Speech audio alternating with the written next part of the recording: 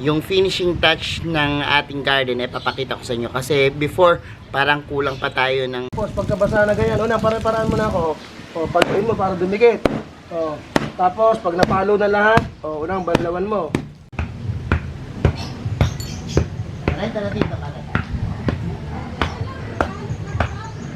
Yung kinalabasan ng ating yan, paglalagay ng bermuda, no?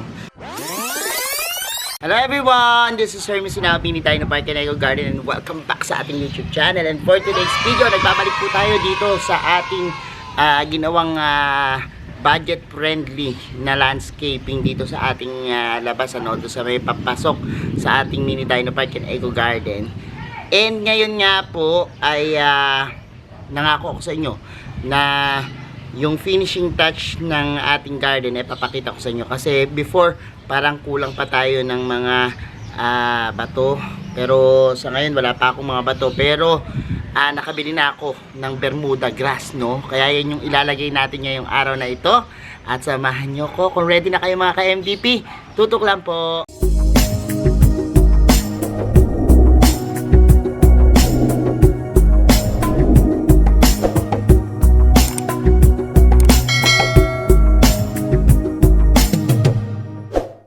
And we're back mga ka-MDP, at ayan nga po yung hilera ng ating landscaping dito sa may labas ng mini Dino Park and Eco Garden. Ngayon nga po araw na ito ay lalagyan po natin ng Bermuda grass itong ating area dito na kulang-kulang pa, no? Yung mula doon hanggang doon sa may unahan.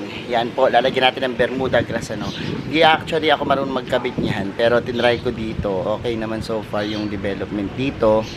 At ayan, kailangan lang laging didiligin, ano, kasi ngayon summer medyo mahirap talaga magpatubo ng mga Bermuda grass, ano, lalo na kung walang supply ng tubig o malayo sa supply ng tubig. Kailangan po laging diligyan, ano. Anyways, pakita ko muna sa inyo na malapitan tsaka yung binili natin at ikakabit dito na Bermuda grass. So eto na po yung ating na landscape, yung kabuuan na yan. And kung napansin nyo po dito, bitin pa ng Bermuda. Kasi ito yung mga machuchugin na Bermuda, pero ngayon tingnan nyo, medyo mag-green-green na, tinutubuan na siya, no? Tapos ito na yung ating landscaping papunta dyan. And ngayon nga pong araw na ito, yan, gusto ko po kasing lagyan yung mga lupa ng mga Bermuda grass, no? So nagpa-order tayo ng Bermuda grass. At ayan po yung itsura ng Bermuda grass natin, no? Actually mga Bermuda grass ay pa square yan, ano? Pwede mo siyang ilapat ng ganon, pero sabi nila mas kung gusto mo raw na makatipid, pwedeng tanggalin mo lang, tapos parang gagawak na yan, no? Dadami na yan, ano? At yun yung itatry natin, kasi yung ginawa ko dun before, halimbawa ito po kasi yan, nagtanggal tayo ng isa, no? Yan po, naka square na po yan, yung ating Bermuda grass na yan. Ay, magtatanggal tayo, ayan, ganyan na po yung ano niyan. So ito, pwede mo nang i-install yan nang nakaganyan, ano. Pero tipid tips, no, sa atin na ang gawin natin is yan, hiwalay natin tsaka natin idikit, no, do sa pinaka mo. Kasi ito medyo malaki to. Kung halimbawang gagamitin ko lang tong 5 na to, baka hindi magkasya yan, baka hanggang dito lang yan sa kalahati, no. Yan laki nito, mula dito hanggang doon meron pang kulang, no. So ang gagawin ko, pagkakasyahin ko na lang. Magkano rin po isa nito, no? Yung isang ganitong bundle 300 pesos yung bili ko, no, dyan sa may Tabang, no. Pinahanap ko lang si Tuti kanina. Kagandahan dito sa amin kasi malapit kami sa mga garden shop na tindahan ng mga landscaping. Alam niyo naman ang giginto, marami dyan nagtitinda ng ganyan. So eto, nagpahanap lang ako kanina, tapos ito yung inuwi niya. So 5 to 1,500 to, no. Anyways, yan po yung ating ilalagay ngayon. And samahan nyo po ako, no. At tingnan natin kung ano yung magbabago after, ano, tingnan natin mabuti yan yung ating area na yan. At para mamaya tingnan nyo kung ano magbabago dito sa ating garden. So eto na, kakatulungin ko po si Iskiri ngayon. Siyempre wawalisin muna natin yung mga nalalaglag, kasi ito may mga puno-puno dito, nalalaglag yung ating mga dahon-dahon dyan. Siyempre kailangan malinis muna, no. yung ating area. Tapos babasain natin yan, no, ng tubig maya maya. Ito po sa mga nagtatanong kung paano alagaan, kasi sila once po na nag-landscape na, merong tendency na namamatay kagad, ano, hindi ito matagal. Pero ito almost ilang buwan na to, no, may 6 months na ba, parang ganun or less than 6 months, ano. Basta ito po kasi lalo ngayong summer, ang hirap talaga magtanim, no, at magpropagate, mahirap magtanim ng halaman kasi po ito yung times na mainit, walang tubig. And yung mga bagong tanim is kailangan po nila niya ng water para po yung kanilang roots ay ma-develop kagad, ano. Tapos talagang stabilize sila dyan sa kanilang pinagtataniman. Kailangan po ma-develop yung roots. Pag walang tubig at kulang sa tubig, mamamatay kagad, ano. Ang technique namin kapag halimbawang nag-landscape kayo ng plants, on a first 2 to 3 weeks kailangan po yan talaga alaga ng tubig, ano. So morning and minsan afternoon, ano, or kaya yung paggabi, yan, ano, minsan 3 times kapag halimbawang sinisipag. Pero kung walang time, pwede na po yun, yung 2 oras. Pero ngayon pong tag-init, yan po dapat, ano, yung ugaliin natin, yung magdilig ng mga ganito pong halaman, ano. Depende kasi sa halaman, baka naman dilig kayo ng dilig tapos yung water requirements ng inyong plants ay hindi naman na kailangan naman tulad ng cactus and succulents, ano. Pero pag ganitong mga ornamentals na nasa arawan, kailangan. So ayan, binabasa na ni Iskir yung lupa, ano. Ayan. At kita nyo naman, ganyan po yung ating gagawin, ano. Tapos ang gagawin natin, kuha tayo nito, no. Pakita ko muna siguro sa inyo yung sample ng isa. Kasi napansin to nung pinsan ko, sabi niya sa akin, bakit hindi nyo pinaghiwalay-hiwalay, no? Sayang. Pero kasi daw sila, ang kanilang parang practices, hinihiwalay-hiwalay, hinihimay po itong mga Bermuda grass, ano. Actually maganda po ang Bermuda grass, maganda rin yung Pragrass, tapos meron pang bluegrass, maraming klase ng grass na pwedeng pang garden. Pero ito kasi yung talagang madalas. So ganyan lang, line lang natin, tapos ititipi lang natin yan dyan, no. Kasi tingnan nyo ito, okay na siya. Pero ito kasi yung Bermuda grass natin na napaglipasan. Ang kagandahan nito, green na green. Ito kasi nung bago ko siya maitanim, talagang na dry na, no. Pero this one, maganda siya dahil green na green. So ganyan po, ikakalat lang natin siya, pipreparasuhin natin siya, tapos kaganyan lang natin, ano. So ito medyo matrabaho kasi hinihimay-himay mo pa siya bago mo siya tanim. Pero ang kagandahan nito kasi pag nag-abot-abot na yung mga grass at lumaki na yan, magiging lush na rin yan, no. So yan, hiwalay-hiwalay natin yung mga grass na yan para po mas makatipid, no. Ganyan yung gawin natin. Pero sa iba naman, nakikita ko ang ginagawa nila talaga per square sila, no, kasi marami siguro silang pera. Pero pag nagtitipid ka talaga, pwedeng ganyan na lang gawin mo, no. Papalashin mo lang naman yan, oh, kita nyo, diba. Pakalat-kalat natin yan. And ayan, oh, hirap magtrabaho ng isang kamay lang ginagamit. Hawak ko kasi yung camera. Pero ayan, mas malaki yung nasasakop niya, no. Kasi imbis na square lang, isang ganun lang. O ayan, itong parte na to, nasakop na natin, ano. So ganyan lang naman yung gagawin natin dito sa ating mga Bermuda grass, no. At atin na po yung itatanim ngayon. At ayan, samahan nyo ako sa pagtatanim nito,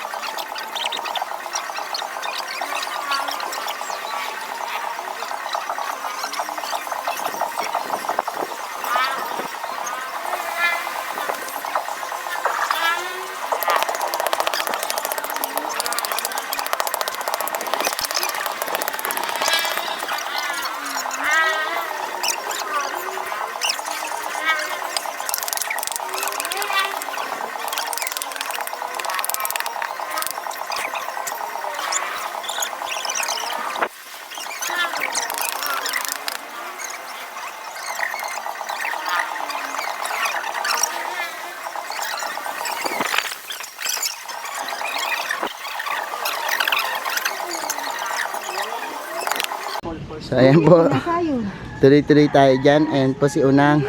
Na ginagawa mo dyan? Naghahanap ng kayamanan. Kayamanan. Kayamanan puro bato.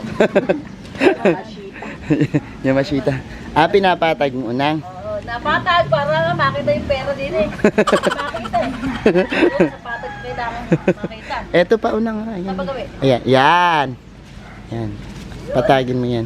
Tapos tsaka mo pukpukin. Unang. Oo. Ba't parang lasing ka?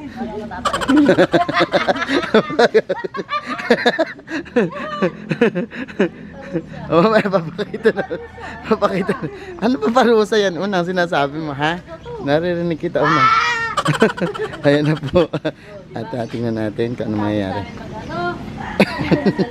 Gisi-gisiin nyo muna ng kapare-peraso, ganito. Yan, kapra-kaprasong ganyan para makatipid at mabilis lumago. Tapos, pagkatapos, diligan mo ng basang-basa yung lapurit na lapurit sa tubig. Saka mo paluin ngayon para madikit sa lupa. Saka mo banlawan. Okay, kare. Basahin mong mabuti, basahin mong mabuti. Tapos, pagkabasa na ganyan, unang pare-paraan mo na ako. O, paluin mo para dumikit. O, tapos, pag napalo na lahat, unang banlawan mo. O, para maganda. So ito na nga po at bago tayo abutan ng dilim, hinabol ko na no. Nalagyan natin yung mga bakante dito.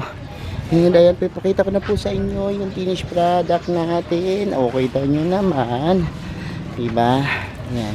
Dinidilig na ni Unang yung mga at titigmakin yan. Kanina nagpunta dito si Celso. Siya po ay isang magaling na gardener sa St. Peter Memorial Garden. At siya po ang namamahala sa mga Bermuda no doon. So tinuruan niya tayo kanina no, 'di ba? Buti na lang meron tayong mga nakukuhang resource person ano. Yan, pinsang ko po si Celso kanina. Tinuruan kami yung mga palo. Ano ba 'to? Palo ba 'to? Ayan yung pampalo ano. Mamaya hindi pa kami tapos. Pinakita ko lang sa inyo kasi mamaya magdidilim na no. So ito na po yung kinalabasan ng ating yan paglalagay ng Bermuda no. So dapat lalagyan ko dito ng yung upuan doon. Lalagay ko pero for the meantime ganyan muna no. And ayan po pagpasok niyo sa mini dino. Makikita niyo, yan makikita niyo. Yan na tayo diyang yan landscape. Tapos may mga Bermuda na. And ayun na po. Malakad. Sana kumapal ka agad ano. Yung ating inilagay na Bermuda. Oh, eto pala. Oh, magay muna kayo sa vlog ko. Ha, ito mga inaanak ko. Diyan. Diyan. Ayan, ang kaming dyan. So, sige, punta na kayo dun. At, ayan po. Mga tabisita tayo, no?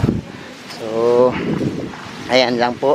Sa mga, ayan, nag-iisip ng mga landscaping design, pwede nyo po itong gayahin sa mga plants.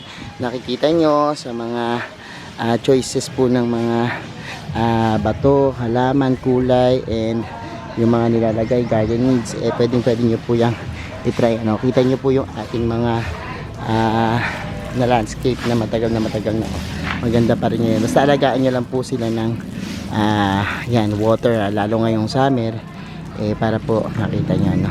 Hindi pinapanood nyo na yung ating finishing touch dito sa ating ginawang landscape, ano, yung ating budget friendly na landscaping, and paglagay natin ng grass, ang laki nung ginanda niya, no. And pwede niyo po yan subukan na try. Sa mga hindi pa po nagsasubscribe sa ating YouTube channel, complete na video pa dyan itong usapan, plants, gardening, plant styling, at syempre yung mga iba't iba pa nating mga ginagawang garden activities, mag-subscribe na po kayo. No? Huwag niyo po kalimutang i-hit yung notification bell para laging updated sa aming latest uploads. Pati po sa iba't iba nating social media accounts, sa ating TikTok, Instagram, Facebook pages, search lang po Hermes Unango or Mini Dino Park in Eco Garden, makikita niyo na yan. Salamat ng maraming mga ka-MDP, and this is Hermes Unango, nagsasabi sa inyo ng happy planting. Bye-bye!